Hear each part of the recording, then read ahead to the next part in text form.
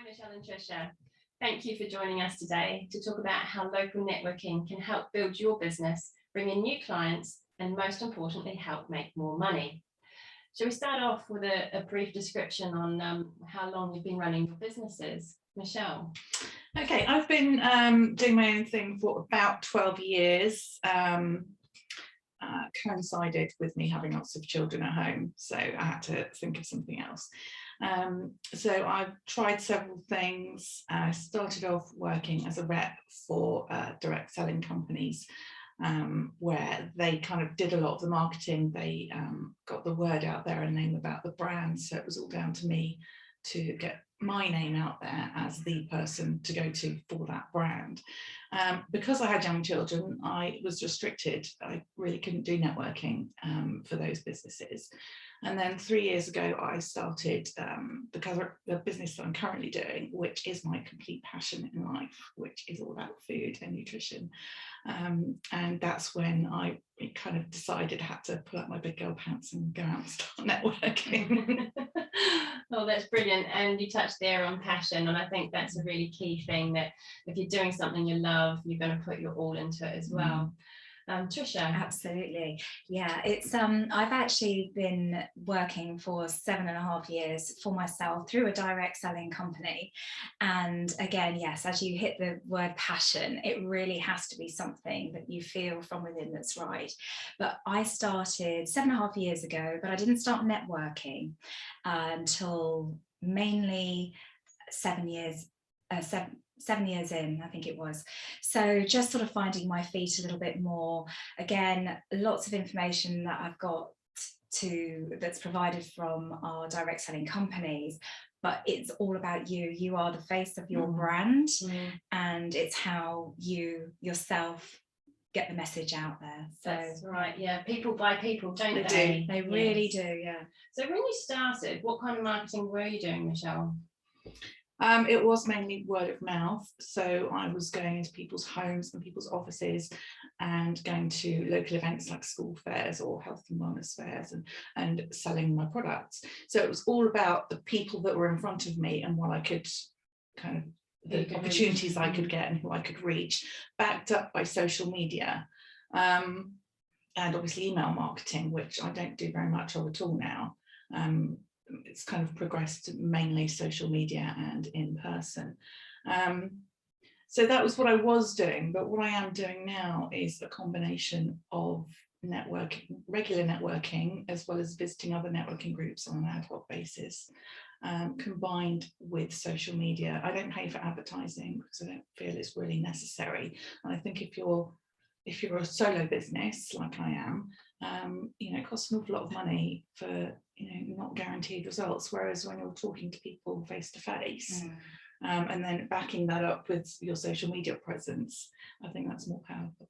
Yeah, I think that's a really important point. The cost of advertising, and you could just throw a load of money away on wonderful, beautiful adverts, but not get anywhere near the right people. So yeah, that's a really good point. So what made you turn towards local networking, Tricia? So I think really initially when I started, very similar, sort of echoing Michelle, because friends, family initially started, and then recommendations. So face-to-face direct selling is parties and one-to-ones and local events, like you said. In fact, I even used to start, used to put those little cards in little post office windows initially to try and spread the word. And until I then discovered really what networking was about. And networking isn't, it's sort of who you know and who passes on that information. So when you speak to your friends and family, so when you first start your businesses up, or you've been in your business a while, everybody knows somebody different. So it's really important for word of mouth. And that's how I initially got my business passed around prior to joining a handful of network groups. So, well, that leads us into what kind of networking have you been doing? Do you meet up face to face, and who organises these groups?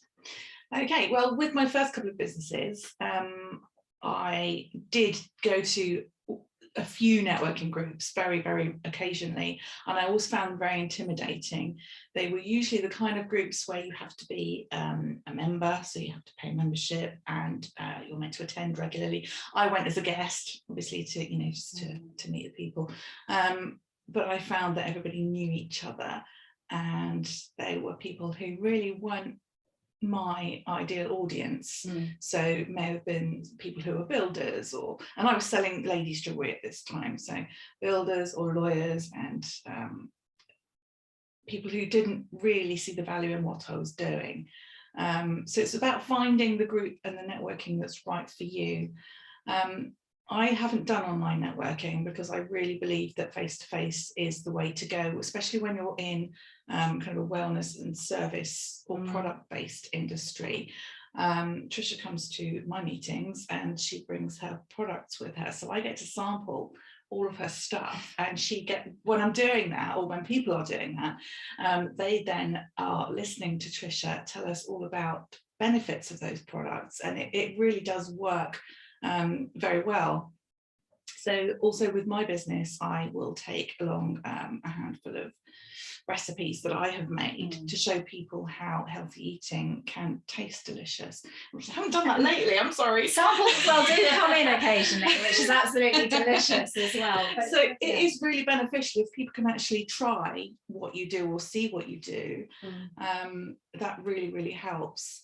And when I launched my my food business 3 years ago, I decided that I had to actually start networking on a regular basis. But because I found it really intimidating and quite scary, I thought, well, I'll find one group that's right for me, and I will just go to that. And I found that a women's only group really really kind of supported what I was trying to do. Most of my clients were women anyway.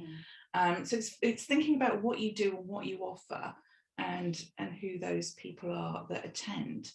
And how you can build a connection with those people. So yes. Finding those things that are in common with each other. So, you know, if you're at the salt industry, it's about finding people who are interested in health and wellness, well-being, all those kind of things.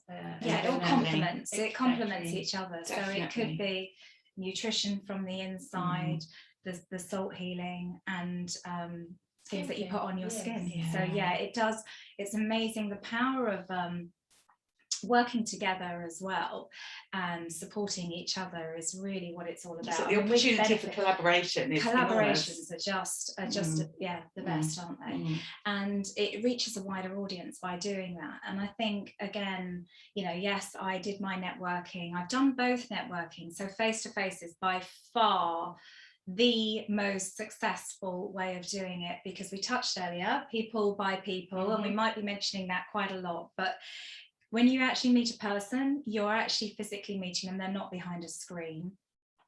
You know how tall they are, you know what their jewelry looks like, and things like that. So it is actually really nice to get and connect with people directly.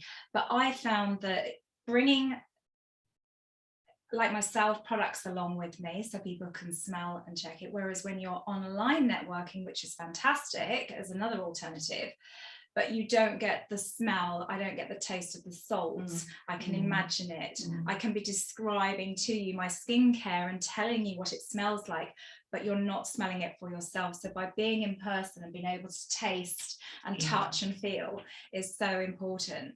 And I feel that you find out so much more because it's not always about business. And again, as Michelle says, finding your ideal audience and market, whether it be mixed, whether it be just female, whether it be just male.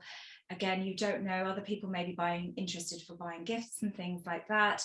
It may not necessarily be your target audience, but I do feel that you build a connection with somebody and you can support them as almost friendship wise, and you start to build relationships that way. more than just networking. And then it goes beyond that person as well, doesn't it? Yeah. Because if they've built a connection with you, then they're more likely to recommend something to their friends. Or if they hear, you know, for the salt industry, for example, that, oh yeah, my friend's got a daughter who's really suffering from asthma, they're like, oh, I know someone or somewhere to go. So one of the key things I would say is, don't just go to one networking group and then go to another one. Find one and go regularly, because that's when you really build the connection. So for example, in our area, there are lots and lots of reps for the same company that you're a rep for. But immediately, if someone asks me, do you know someone who sells Tropic? Immediately I think of Trish, because she is at, you know, 99 out of 100 of my meetings, she is there, because she keeps coming back. And yes, sometimes we have other reps from your company turning up at my networking events, which is fine. Everyone is welcome and people buy from people, but you are the constant, you are the face that is always there. So, you know, build relationships with people, because that really works. I mean, I think that also goes along with social media. I think it takes something like 7 times for someone to really see your product. Yeah, absolutely. Whether it be an article that you've written or whether it's something that you've posted or see the product, they need to retain that regularly. So keeping up is key. But as Michelle also mentioned, do have a look at lots of different networking groups and don't just write it off on the first opportunity. Be a guest. Go there and even bring another guest along or from another part of the business, because it's very important. You will reach and meet other people. And I think not necessarily committing to paying a considerable amount of money at the outset. So try and find out what's right for you. That's really good advice. And what should someone look to do if there aren't any networking groups in the area? Is it simple to set up a networking group? Well, there are over to you, Michelle. There are lots of different ways. So firstly, I'd be very surprised if you lived somewhere where there was nothing at all. So usually the Chamber of Commerce in your town would be organising something, and local businesses even. So places to find where your local events are, I would look at Facebook events and the website Eventbrite. They list so many different things. So and just Google it really, network it, because business networking events in your area. But it may be that there is something in your area, but it doesn't suit your needs and you think, actually, I'd like to start something. So you can either start it from scratch completely, or you can buy into a franchise. There's lots of networking franchises. Like BNI is one that comes to mind, or Athena in the UK. BNI is international, and they are breakfast meetings. They're on the more expensive side over here, aren't they? So it's kind of £800 a year, and then you pay, I think, like £50 a month, and you get your breakfast. And they start at like 6 o'clock in the morning. But they have a different presentation each time, and different speakers, and they record the referrals they've made and the value of all of that. So it's very involved. For me, that's just way too much, which is why when it came to setting up my own, I decided that I would keep it under £10, which is very affordable for everybody. You don't have to be a member. It doesn't matter if you don't come every time. Just come when it suits you. It's very informal, very laid back. And that does suit a lot of solopreneurs, because it is less intimidating. But also I run 2 groups at the moment, and the first group, I decided that because I was kind of a bit intimidated by networking, I would force myself to take over this group. So someone I know through business had run a networking group locally for 5 years. And I had been as a guest sometimes, and she said to me, I'm going to have to close it down because no one wants to take it over. So I thought, oh, okay, be brave, just do it, just go for it. So I took it over, and it had been quite a small group for those 5 years. It tended to be just the same handful of people every time, and that was lovely. And you know, it was supportive for those people going. But I decided that I wanted to start an online presence for it as well. So I set up a social media account for the group to advertise the group. and for the first meeting, I think you were there, there was like over 20 people there, whereas usually there've been about 5 people. So it's really grown. So it's a good way of getting the word out there. So you need to kind of find a venue and negotiate with the venue, and yeah, so venue, a lot of the people who are viewing this today probably have the perfect venue without even realising it. Absolutely. So some of the salt spaces could, you know, fit 10, 15, even 20 people laid out, and that would be the perfect opportunity to also showcase your product or your service and things like that. Absolutely. So that is great, because one of the biggest hurdles is finding a venue that doesn't want to charge you the earth for having a meeting there. So literally we just just pay for coffees really at the venues that I use, try and keep the costs down, because people see you coming and think, oh, I'll charge them an arm and a leg because it's going to be a group of 20 people.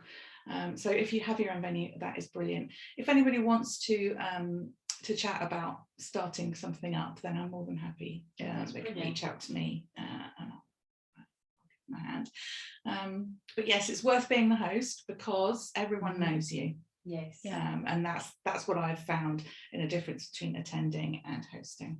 But it does take a lot of work. You do have to be on the ball. You need to coordinate it and make sure it happens, follow through and everything. But I guess kind of to wrap it up, in summary, do you think local networking has increased your number of clients and sales? Definitely. Without a question of a doubt, absolutely.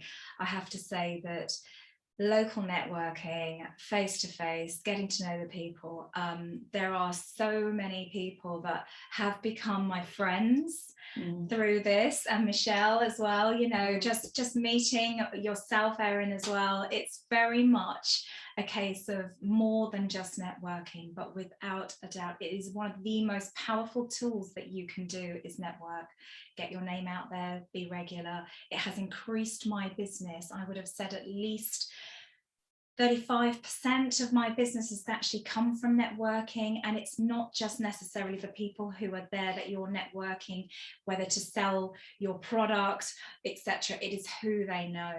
That's right. And then passing on that recommendation and saying, you may personally not need that skincare, for example, or you already purchase it. You may not need something yourself, but the minute you hear somebody with your friends or in other groups where you're actually saying, oh, I'm looking for a cake maker, or I'm looking for someone in the who can do acupuncture or something like that, you come to mind. So I think definitely. that is the referrals and recommendations. Amazing. It's not necessary that in straight away immediate that you require it, but you will know lots of people that do, and the business is so powerful by having networking available as an option. And also, as someone in business on their own, it can be really lonely, and especially when you're kind of feeling a bit low. So to go to a networking meeting and talk to other women and other men who are going through the same thing, it really lifts you, doesn't it? So going to a networking meeting always kind of gives you a spring in your step, and you can see what other people are doing, share ideas, absolutely, get incentive. And I think that's the difference between being face-to-face and online. So yes, we can all join groups. We could join groups in various different parts of the UK or worldwide through social media, and that's great, but you don't ever actually get to know them. Getting to know somebody is very, very different. So face-to-face is by far the best. Definitely. And for most of our people, again, we want to capture our local area, because they're the people that are going to be coming and visiting the salt rooms. So local networking really is key, and to back it up with the social media as well, to keep getting people to see you.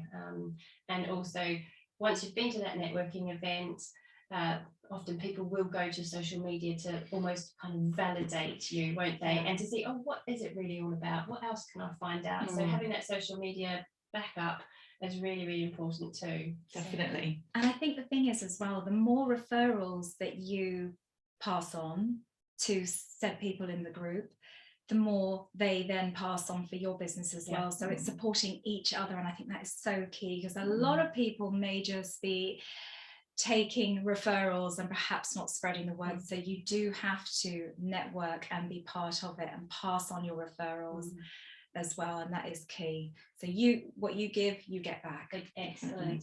Well, I think that's quite a nice note to end on. So thank you so much for sharing your knowledge on the networking today, and hopefully our viewers have found it of use. Thank you. Thank you.